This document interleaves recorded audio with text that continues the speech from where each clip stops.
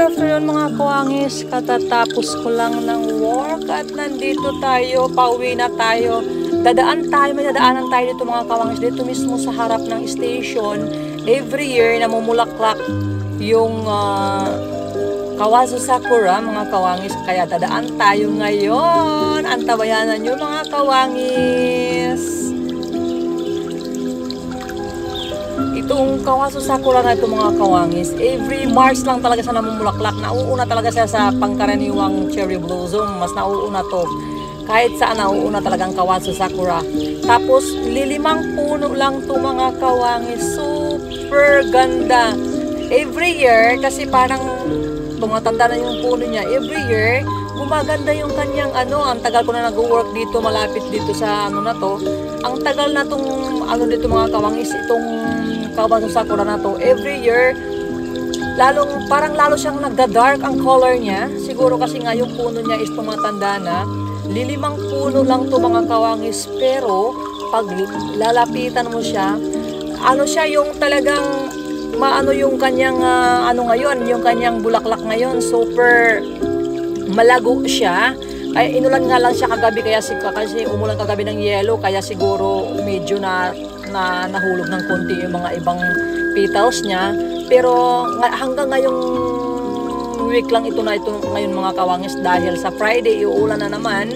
So kailangan natin kuna na ngayon mga kawangis. At makikita nyo naman dyan, talagang dark pink siya mga kawangis. Mamaya lalapitan ko siya ng kuha. Talagang maganda siya mga kawangis. Ito lang yung nauuna lagi dito sa harapan ng aking trabaho dito sa Fusa Station. Napakaganda tingnan at lilimang puno lang siya, pero ang sipag niya talaga magbulaklak. Mauuna magbubulaklak ng Kawazu Sakura bago itong sa baba ng mga puno na ito mga kawangis. Yan ay azaleas.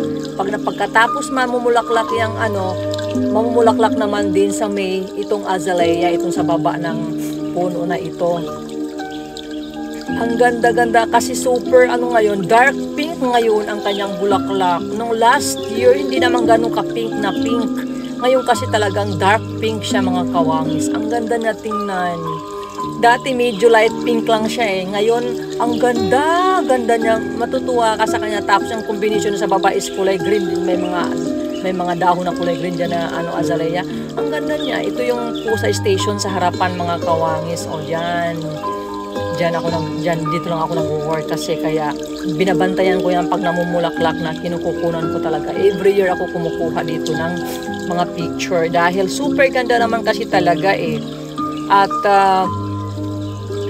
lahat ng mga tao napapatingin dahil pag mga dumadaan dyan galing station, dahil ang ganda kasi naman talaga Inulan lang siya kagabi kaya ganyan siya medyo na hulog-hulog na yung kanyang mga petals. Pero hindi pa talaga siya bloom na bloom kasi mayroon pang mga tsubumi, yung mayroon pa siyang mga ganyan. Hindi pa talaga siya bloom na bloom hanggang ngayong week lang na to. Kaso lang sa Friday kasi may ulan kaya ganyan na yan siya mga kawangis, baka mahulog na siya, kaya sabi ko kunan ko na ngayon. Lahat ng mga tao dyan na kanina, mayroon mga tao kanina kumukuha din ng mga video kasi maganda siya Lilimang piraso lang yung puno niya, pero ang cute na tingnan mga kawangis. Nakakatanggal ng pagod, nakakatanggal ng stress lalo pag galing ka ng work at pupunta ka lang dyan sa harapan at mag-picture ka dyan, ganon. Napakaganda tingnan niya kasi every year ganyan talaga. Tingnan mo mga kawangis, pinukus ko siya.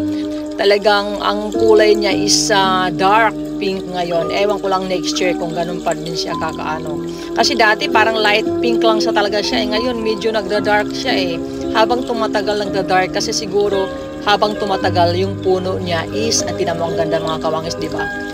Parang mayroong sa dark pink sa gitna niya. Ang cute ng mga bulaklak niya parang may dark pink sa gitna, di ba? Pinukus ko yan.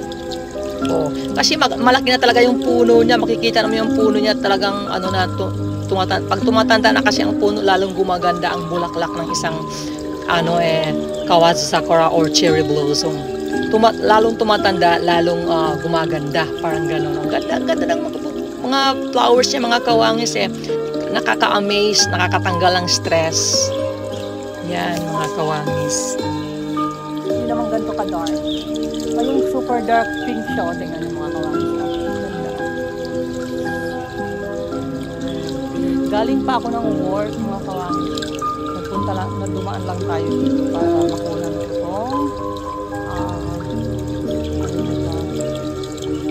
yung sakura na ito, mga kawangis. Ang ganda naman kasi talaga, mga kawangis, diba?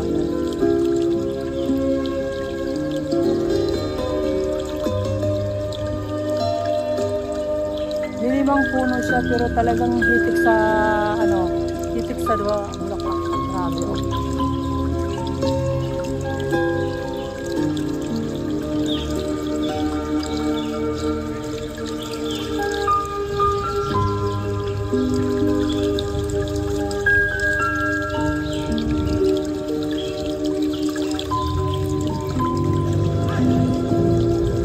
Big shout out po sa aking 7K followers po.